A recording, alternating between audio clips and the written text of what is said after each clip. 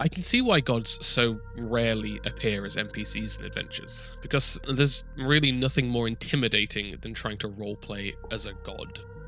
Needing to be wiser, smarter, have more foresight than any other person in the game world, without disrupting the flow of the conversation to think about what you're going to say, is really challenging. Writing down some of the main points of the conversation beforehand can be helpful, but when the encounter revolves around a player asking questions, that can be really hard to prep for. Needless to say, I don't think I did a great job roleplaying as the gods you'll see in this session.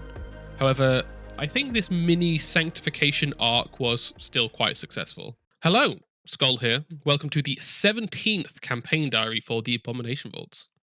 When we left off, Ornifex and Rin had enacted a ritual that will hopefully result in Ornifex becoming sanctified, a goal of hers since the death of Rock.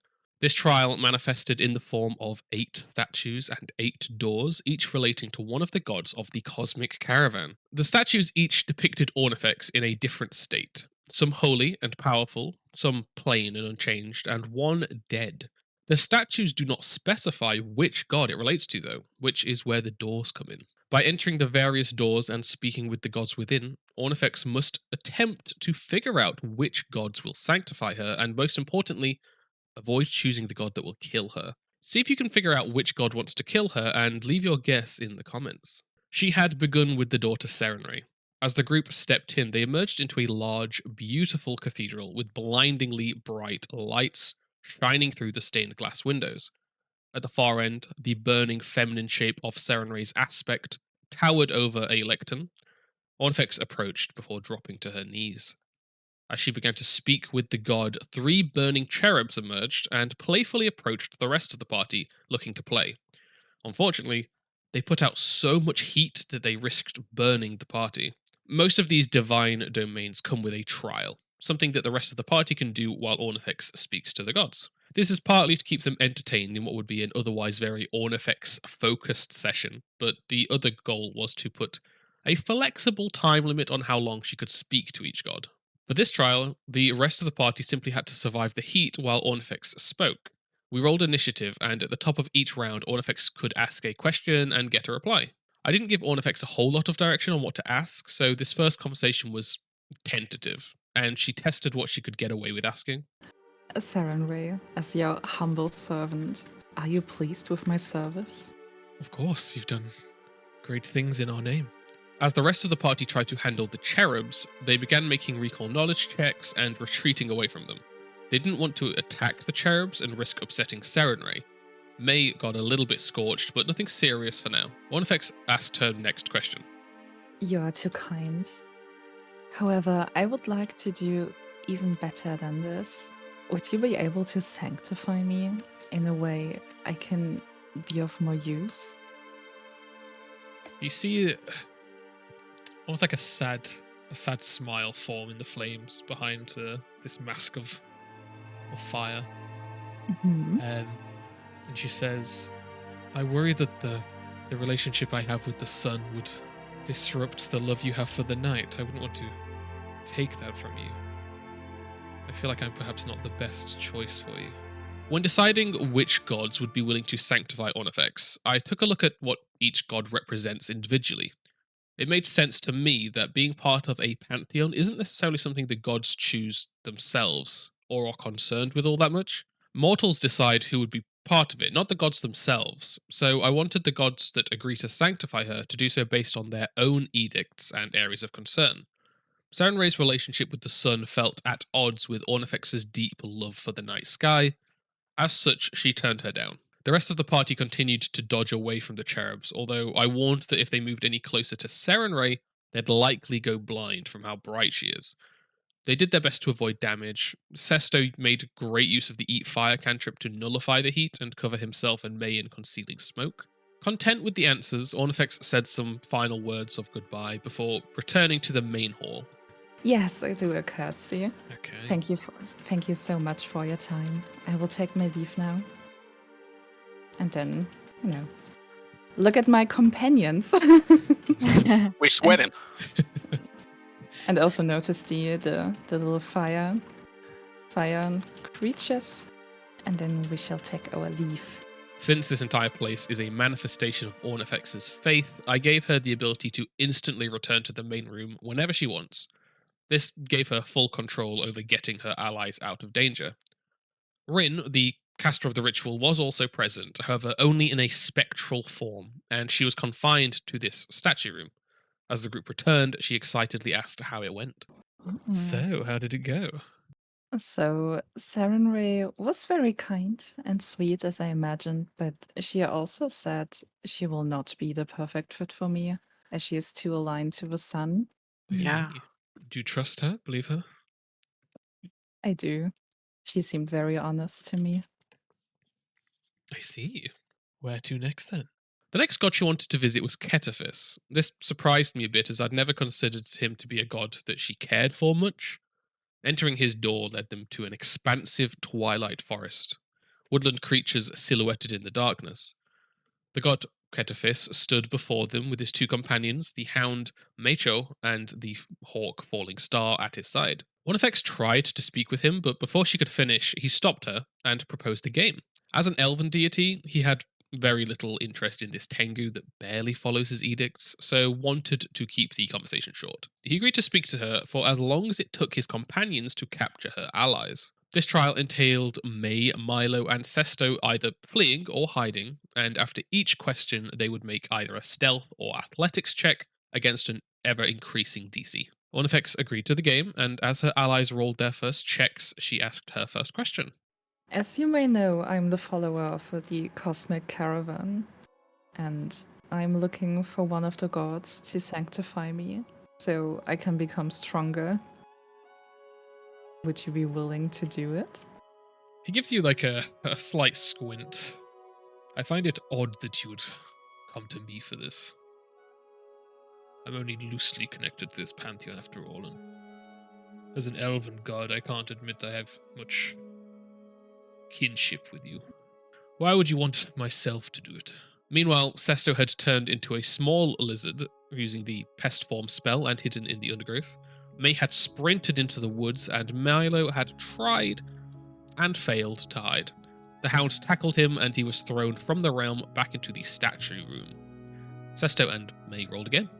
For me, all the gods hold the same importance. You're all being here, shining down your light upon us. So for me, I basically love all of you. But you must have a favorite. Sesto and Milo continued to hide and outpace the pursuing creatures, allowing Ornifex more time. The gods who help us are all the same to me, though I must admit, there's one new god in the Cosmic Caravan that I am not acquainted with. He leans back on his heels a little bit. You can see the sort of a look of disappointment from your response. Well, an important part of what I expect from my followers is a care for the woods, for nature. And I will say that's something you've been lacking a little bit in your current adventures. I was unsure how mean to get with Ketaphis. I envisioned him as being quite bold and confident due to his connection with hunting, so I felt he'd be very honest with Ornifex about her shortcomings in his eyes. She took this very well, though, and as her allies continued to successfully give her more time, she took his words to heart. I will look down to the ground. I can understand it's hard to please every single god in the circumstances, which is, from your answers so far, I am assuming you would not be too fond of taking me in. May was finally captured by the hound, leaving just Sesto. Although, as Ornifex said her parting words, he too was scooped up by the hawk and returned to the room. I will smile. I will nod. Thank you for your honesty, and thank you for entertaining my companions. Now that they were all back in the room, the group discussed her progress. So, how did it go? Was either one? Sadly, no. But he was very honest with it, so that made it easier. All right. Well, how about we approach this in a different way? What are you thinking of? Are there any gods in particular that you would like to be blessed by? Like ones associated with certain kinds of powers or domains that you feel particularly connected to, that you have a particular reverence for? I mean, I do always like Desna. Desna was the next god on the list, but before they could enter her door, Milo interrupted her. We can approach Desna's door. But as we stand in front of, you notice I'm visibly way more nervous than beforehand. Wait. Ornifex, one moment. Could I look at the stat trace again? Wasn't there one that had like starry wings? There was one that had her wing feathers sort of blend into stardust. Okay, And that might be related to Desna then, if they are associated with placing stars upon the night sky. But it could also be related to Polura, who is usually projected as like starry dust. Ah, So it could Is- be either of those. they entered Desna's door and arrived in a watercolor painted depiction of the night sky, with stunning blues and purples replacing the usual blacks of space. They were stood on the surface of a burning star, yet they felt no heat. In the millions of stars, they could see a faint hint of an enormous face looking down at them. This room had no trial, so Ornifex could speak freely. Excuse for the intrusion, Desna. May I speak to you? As you hear a voice reply, you see like the stars glide through the sky and like turn into her features, like the stars separate and close together again to be her mouth, and they glitter as her eyes, and it's very disconcerting in a weird, like much too big for your brain to handle kind of way. Of course, thank you for coming and seeing me. As you might know, I'm a follower of the Cosmic Caravan, and I'm currently looking for one of the gods to sanctify me. Would you be willing to do so? Well, you seem to have a true and honest joy for the night skies, so I would be honored to sanctify you. While this entire mini quest was intended to be a small challenge, I did want Ornifex to get what she wanted out of it, so I wanted it to be pretty clear that some of the gods would just sanctify her. This direct response ended up throwing her off though, and Ornifex struggled to think of follow-up questions once she got the answer she wanted. Eventually, May suggested she ask Desna why she was so willing to sanctify her when the others hadn't. Desna, may I ask, why are you not hesitant to sanctify me? Why are you welcoming me so quickly? It's rare that somebody comes along who so openly accepts the night sky as something good. Most people find fear in the darkness. They find incomparable vastness in the stars. You're one of the few people I've seen who wholly embraces the night sky as something positive and good. This question had taken me off guard a bit, so I took a moment to think about it. I had already decided which gods would be willing to sanctify her, but I hadn't considered the in-world reasons. I think the answer I landed on made sense, though, and Ornifex seemed pleased by it. She thanked Desna, and the group returned to the statue room to think. Rin was excitedly awaiting the group and immediately asked how things had gone with Desna. How's it going? Any luck? Desna would be willing to sanctify me, however, she's kind of unpleased that I'm not as artsy, I guess, as their other followers. Oh, well, I guess there's always time to pick up a pencil or a paintbrush. Do you trust that she was telling the truth? That she will sanctify you? I wanted Ornifex to take her time with this encounter and not sort of take the first option to present itself. To keep her from committing straight to Desna, I had Rin ask if she trusted Desna was being honest. Ornifex confirmed that she did believe Desna, but she wanted to ask the other gods too, so that she had all her options, which I was glad about. Pelora was the other of Ornifex's top picks, so she became the next destination. They entered the door and found themselves stood on this infinite star map. Beams of light soared up from connecting clusters of stars. However, no god was immediately visible. The trial of this room was to successfully seek out the god. Using a mixture of religion and perception checks, Ornifex followed the paths of the star map and eventually found the constellation associated with Pelora. As she reached its center, the opaque, timid form of Pelora faded into sight. Excuse the intrusion, Polora. I am here to ask you if you could sanctify me. Of course. I'd be very happy to help you and and guide you through your upcoming challenges. Flora was the second god I decided that would be willing to sanctify Ornifex, so she agreed. Ornifex, however, again asked why she was willing to say yes. That's so kind of you, but may I ask what lets you say yes immediately? I hold you in quite high regard. It would be an honor to sanctify you and help you. Does that mean you have been pleased with my way so far, or could I do anything better? I think you're doing well. As a cleric like yourself, you help your allies. You keep them safe and warm. You comfort them. You keep the sky clear above you. And you're helping to deal with something terrible that will affect the skies once the beam shines upon everything. Ornifex was very pleased by this. She thanked Pelora before returning to the statue room. These rooms that lacked a long-term trial allowed for much quicker conversations, so we were starting to move a bit faster through the various encounters. The group paused here for a moment to discuss how the ritual was going. That went really well. I have to say, these interactions are going much more pleasant than I originally thought looking at these statues. I will also look at the statues. Yes. But that might also be because we are avoiding those who I'm a little bit scared of. I will look over to the dwarf Yog-Sothoth, who, might be displeased with me currently, and the door of the god that is yet unknown to me. No, I'm going to look at the one where you're like very clearly just dead on the floor. Be like, well, I just want to avoid whoever that belongs to. Yeah, true. Ren will speak up from across the room. Might be a good idea to find out who that is, to be fair. That is true. Well, given that it's gods that we're speaking of, do you know of any anathema that you have embodied or partaken in? It's difficult to tell. Since one of the gods is completely unknown to me, which could be an anathema in itself. Sure. But what about the anathema of the gods that you do know? Any of those that you know that you have, stepped on, so to speak?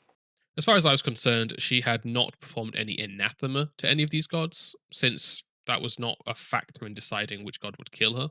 She mused that the killing god might either be Yog-Sothoth, since she hadn't been working towards the quest that he gave her yet, or Tsukio, since she didn't actually know of him and thought that might offend him. She decided to bite the bullet and visit Yog-Sothoth.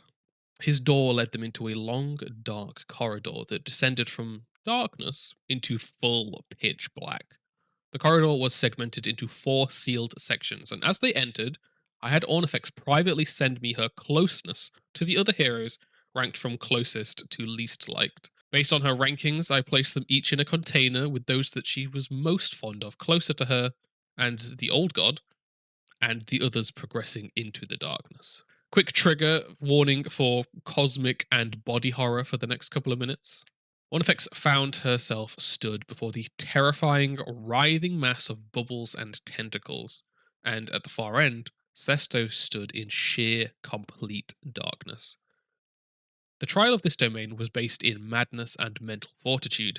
Each round, the group, excluding Ornifex, would need to make will saving throws. On a failure, they would take mental damage that increases with distance from Ornifex. Between these bouts of horror, Ornifex would ask a question. Excuse for the intrusion. May I ask, as you may know, I'm the follower of the Cosmic Caravan.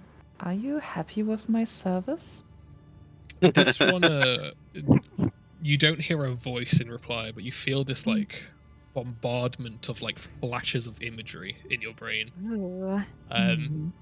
Which has this horrible, feeling as though treacle's being pushed through the, creases in your brain. It's incredibly off-putting. But you get this, extreme desire to make you its champion.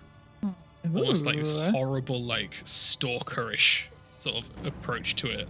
Like a desperation. I had been debating role-playing Yog-Sothoth as I had the others, but I wanted him to be truly horrible, and I felt that my throat wouldn't be able to handle the kind of voice I'd need to give him to get this across. Instead, I had him force feelings of desire and need into her brain directly. Meanwhile, the rest of her allies fought with the madness. It manifested differently for each of them. Sesto, who stood in total darkness, could feel creeping tentacles reaching for him, writhing up his back and ensnaring his limbs. Milo, on the other hand, saw and felt the dead, rotting form of his father physically beating him where he stood. Despite this coming in the form of flashes of imagery, the strikes felt very real. May was able to fight off the mental assault for now. Ornifex told the old god that she had received his message and that she would see it achieved. She asked whether he would sanctify her, and in response, she saw flashes of imagery in her mind. Visions of one possible path for her. You get these flashes of yourself in that tentacled, bubbling form of the statue. As they flash through, there's like almost like a series of images, like a storyboard, as you are battling some blurred shape in the bowels of the gauntlet. And then you stand before this horrific portal with this, like, what you assume has to be some kind of old god. Not Yog-Sothoth, but a different one. Yeah. And then you flash forward and you're stood at the top of the gauntlet, commanding armies of things, tentacling, writhing, slug-like monsters towards Tari. This future is a pretty unlikely one in which she fully embraces Yog-Sothoth and his gifts. It did tease Nimbleoff as a future character, but left the details so non-existent that figuring out anything significant seemed highly unlikely. While Ornifex saw this dark future, her companions reeled in pain. Sesto let out a scream as the tentacles wrapping around his body forced their way into his eye sockets, plucking them from his head and snapping the optic nerves to toss them aside. Meanwhile, May simply felt something unknowable breathing down her neck and whispering in her ear. Sesto tried to convince himself that this was all in his head, but as he reached up to touch his face, he felt empty sockets on his face. Ornifex began to realize that she needed to leave in order to save her fellow heroes. Without even a final goodbye, she exited the space, and everybody appeared back in the room. It took a moment for Sesto's sight to return, but once it did, he wasn't particularly happy. Cesso's going to be like in a sort of mild panic for the first 3 seconds. And then when they do reform, he's just going to be just more annoyed than anything else. Oh, what happened to you? Was everything okay in there? No. Don't like gods. Not having Oh. fun. It Did- really hurt. Did he take your eyes? Son of a bitch. Oh my gosh. Worst thing I felt was just him breathing on my neck. Yeah, same. This was, of course, a lie to hide the true horror he had faced. Ornifex took some time to treat her friend's wounds and then began to think on the black butterfly to remember what she could about this god. As I gave her information about her areas of concern, edicts, history, etc., I briefly touched on the fact that she hated the dark tapestry, which led to some interesting conversation about her potential as the killer. Oh, okay. That's kind of bad. You know, Why? Yog-Sothoth is, if I remember correctly, part of the Dark Tapestry. Yeah, and Yog-Sothoth did give me a request to Rover personally. So maybe the Black Butterfly is very unpleased with me doing a job for Yog-Sothoth. Oh. Yeah. That seems reasonable, actually. And if the butterfly suspects that you might side with Yog-Sothoth, then that would, make it pretty obvious that they'd want to kill you. That's true. Like quenching a fire before it turns into a blaze. Yeah. Talking to them would be a good chance to explain, though. Correct? That True. you may have no desire to actually complete this task. Well then, let's see. With new information having come to light, the group entered the Black Butterfly's domain. This location had them floating in the immense vastness of space. They could see stars and planets all around them, and massive swarms of black butterflies fluttered across the cosmos, landing on the distant stars and feeding on them like flowers. Ahead, a simple wooden chair floated with the beautiful female form of Black Butterfly sat upon it. The realm was dead silent, more quiet than could ever possibly be achieved on their home plane. And as Ornifex floated towards the god, she struggled to decide whether she should even speak. This was a clever thing to pick up on, as the trial for this domain would be triggered if anybody besides Ornifex spoke. Doing so would cause the butterflies to swarm and attack. Luckily, the rest of our heroes picked up on her apprehension and kept quiet themselves. Eventually, Ornifex made a speaking gesture, questioning if she could talk, and the goddess nodded in return. Excuse the intrusion, Black Butterfly. As you might know, I'm a follower of the Cosmic Caravan, and I'm here today to ask if you would be willing to sanctify me. You see like a big grin go across her face. Well, of course I would. What makes you say so? Oh, you see her like pause for a second, Mm, as though she wasn't anticipating the question. yeah. Well, it just seems so important, right? So important? What do you mean?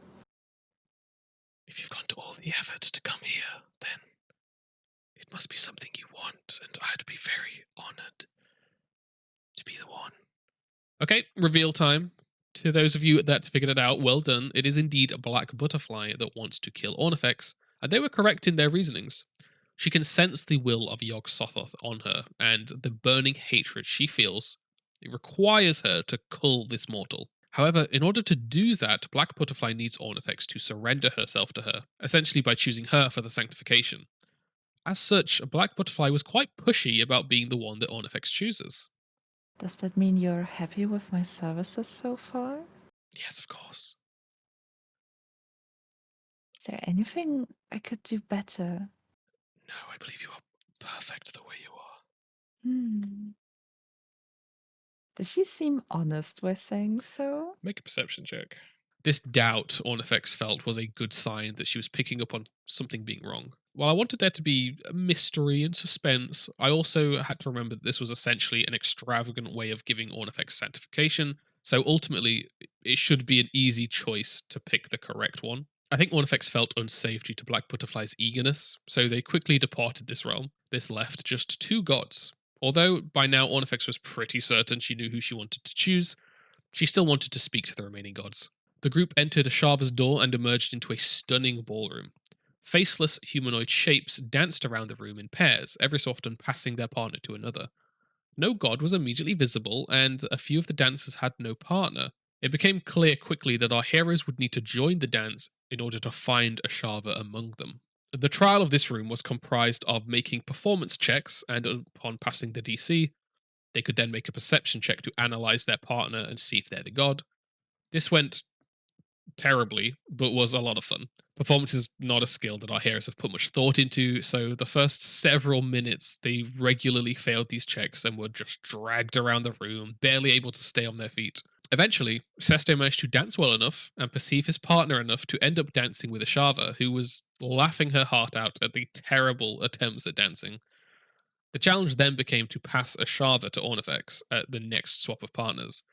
I had them both roll performance checks, and if they both passed, the swap would be successful. Unfortunately, they failed, and Ashava faded back into the crowd. A few more rounds went by before May ended up with the god, and this time hero points were used to successfully pair Ornifex and Ashava up. Ornifex could finally ask her questions. Okay. As we dance and I see her laughing, I also must laugh. She sort of composes herself and gives you like a big grin. I will smile too. You're as beautiful as they tell. You do Yeah. need to work on your dancing though. I noticed. I'm so sorry. I do have to ask, as you might know, I'm a follower of the Cosmic Caravan. Would you be able to sanctify me? Would you like to? You see her smile like waver a little bit. I can't say I'm particularly interested personally. You need to dance and enjoy yourself more. As she says that, I'm just smiling because I'm enjoying the moment. That is fair. as we're dancing, I'm enjoying that too. So you would like me to just dance more? Is there anything else I could do for you? Well, the stars are a guide for those who are lost. When's the last time you helped somebody home? That is true. Once I take my travels back up, I should take care of that too. To look out more for people who do need help. Onifex took Ashalva's rejection well, understanding the reason behind it, and after dancing a bit longer, the group returned to the statue room and prepared for the final god.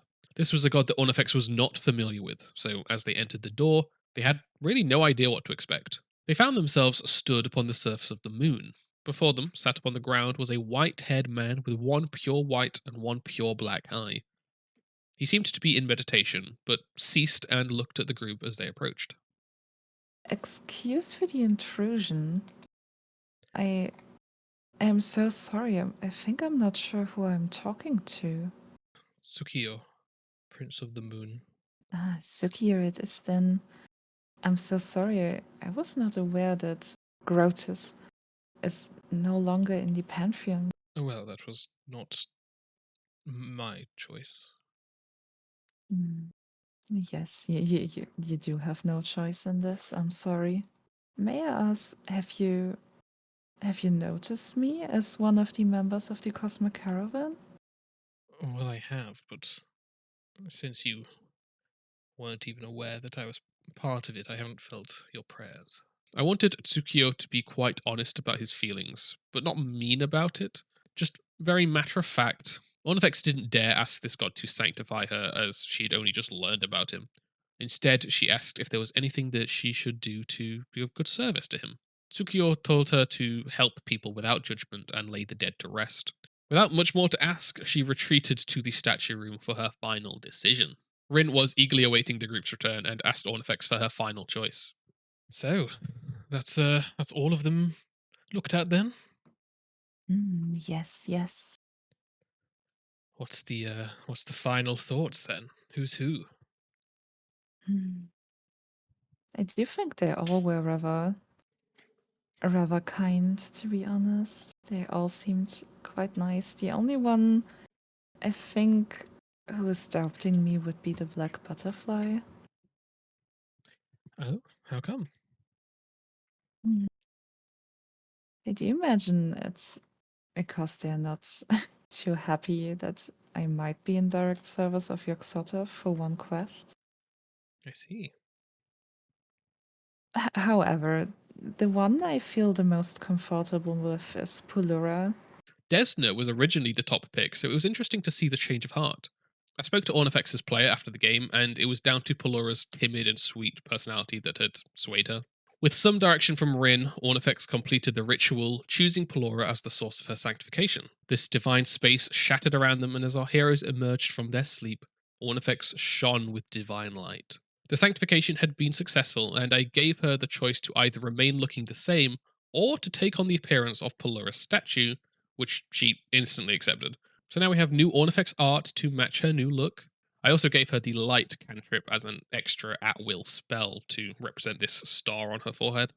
It turned out for the body in the real world that no time had passed, and it was still early morning. After the guilt, mourning, and hesitancy of last session, this small sanctification art had revitalized our heroes, as I had hoped it would. Rather than stall the day away, they spent all their shared wealth on potions and scrolls, and Cesta retrieved his +1 dagger, which in turn gives Tiny a +1 to his attacks. Then they headed back to the Gauntlet, vowing to clear the remainder of the second floor. This seemed like a perfect spot to end, so we called it here. This session made for a much needed break from the Gauntlet. They progressed towards somebody's goal, refound their confidence, and it also put Ornifex at the forefront for a while. As one of my quieter players, I wasn't sure how she would handle being the main character for a while. But she did very well, and I think it's helped her finally find her place in the group. Next session, we should see the return of Rock in his new undead form. This is something the rest of the group have been guessing and making predictions about since his death. However, they seem to have settled on the idea that they're going to have to fight him, not realizing that he's returning as an ally. I hope you enjoyed this session. It was quite out there and admittedly not part of the core adventure, so maybe not something you can directly borrow for your games. However, I still think there was value in showing it, and it might inspire some encounters or options for your own games. Next week, we'll be back in the Gauntlet for our usual dungeon crawling fun. If you're enjoying this series, then please like and subscribe so that the channel can grow and I can keep making content. We have another series of campaign diaries running at the moment for Crown of the Kobold King, so check them out too. It's a fresh series, so if you start watching now, you won't have a big backlog you'll have to catch up on. Lastly, we have a Discord, which you can find in the description, so if you ever want to reach out to me for advice or just to chat, you can do so there. Have a great day, guys, and I'll see you soon.